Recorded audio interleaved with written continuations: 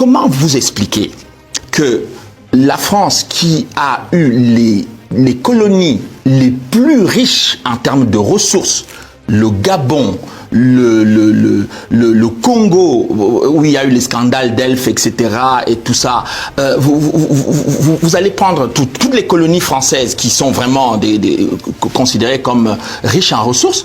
Comment est-ce possible que la France peut se retrouver des années après n'est plus dans le peloton de tête des pays de l'Union européenne, alors que l'Allemagne a eu finalement, après la Seconde Guerre mondiale, a perdu toutes ses colonies. Et puis l'Allemagne se retrouve en tête et donne des ordres à la France, etc. C'est qu'il y a là un problème de cohérence, je veux dire, et en termes de performance. C'est un jugement, c'est quelque chose qui devrait interpeller les Français et même les Africains. Et puis la deuxième chose, c'est que moi, j'ai vu, par exemple, qu'il y a beaucoup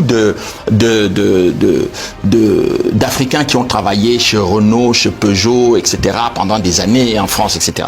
Bon, à quel moment est-ce qu'il est arrivé à la France de penser, peut-être que dans un avenir proche ou lointain de compétition internationale dans le monde de l'automobile, je pourrais délocaliser quelques entreprises dans les pays africains où je suis effectivement très apprécié, très respecté, et amener les gens qui ont travaillé en France à les former d'autres personnes là-bas sur place pour pouvoir développer l'automobile française. Vous pensez bien que les Africains consommeraient le Peugeot et Renault. Mais aujourd'hui, les Africains consomment Toyota, Nissan, etc. Donc, ce sont des situations sur le plan politique et économique qui devraient poser question aujourd'hui aux dirigeants français. Donc, et moi, j'avais posé cette question-là qu'il y a quelques années à un haut responsable français. Il n'avait pas de réponse à cette question-là. Donc, on parle de la question migratoire, etc. Je dirais encore, là, je ne vous devance pas parce que vous allez revenir là-dessus, mais il est quand même surprenant que la plupart des étrangers qui venaient en France dans les années 60-70 avaient presque tous vocation à rentrer parce qu'ils considéraient que leur avenir était en Afrique, etc.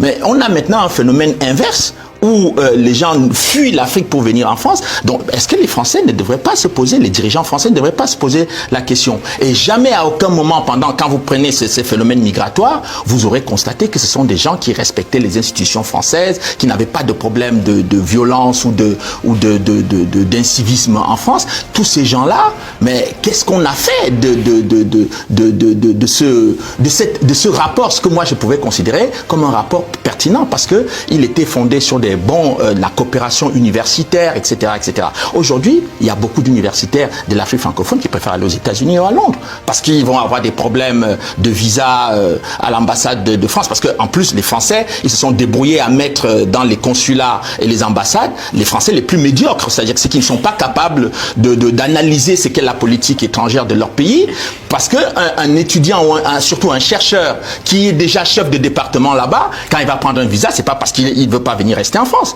Il vient travailler avec ses collègues français et il repart là-bas pour faire ses recherches. Mais lui, on lui refuse un visa et on va donner le visa à quelqu'un qui n'a ni le certificat d'études primaires et élémentaires, etc. Et on va se plaindre qu'il y a l'immigration. Donc, même sur ce sujet-là, les gens n'ont pas le courage de dire les choses sainement, n'ont pas le courage et le temps de regarder les choses dans le calme et d'analyser sereinement la situation. Alors la question d'immigration que vous venez d'évoquer est très souvent liée aussi à la démographie africaine qui est, c'est rien de le dire, beaucoup plus efficace que sur le continent européen. Est-ce que c'est un sujet d'inquiétude pour les Africains d'abord ? Non, pas du tout. Pas du tout. Ça devient un sujet d'inquiétude pour les dirigeants africains. Pourquoi ? Parce que évidemment, pendant 30 ans, ils n'ont rien fait pour développer leur pays, ou 40 ans, ils n'ont pas développé leur pays, ils n'ont pas créé des conditions avec des perspectives intéressantes pour leur jeunesse. Et aujourd'hui, vous avez 60% de la jeunesse africaine dans la plupart des pays francophones qui a moins de 25 ans. Donc qu'est-ce que vous faites avec ces gens-là ? Donc, parmi eux, vous avez certains qui ne peuvent pas aller à l'école parce que les infrastructures ne sont pas adaptées. Et vous avez parmi eux aussi certains qui ont eu des masters, etc. Et il n'y a pas de perspective d'emploi. Il y en a qui deviennent chauffeurs de taxi. Moi, j'ai rien contre le fait d'être chauffeur de taxi, mais quand vous avez fait un master en informatique et que vous devenez chauffeur de taxi, mais le pays doit quand même considérer que c'est un échec. Bon. Et donc, on est devant une situation où la question migratoire, vous aurez remarqué que les dirigeants africains sont silencieux. Il n'y en a aucun qui parle de la question migratoire des Africains qui quittent le continent pour aller en Europe. Alors si l'Afrique du Nord, le Maghreb, mais on va y venir. Oui, mais l'Afrique subsaharienne, en tout cas, ils sont tous silencieux. C'est comme s'ils n'étaient pas concernés. C'est comme s'ils ne sont même pas leurs ressortissants. Bon, donc on a entendu, sous Lionel Jospin, vous avez entendu la question du co-développement, enfin une formule creuse qui aujourd'hui a montré ses failles, a montré ses limites.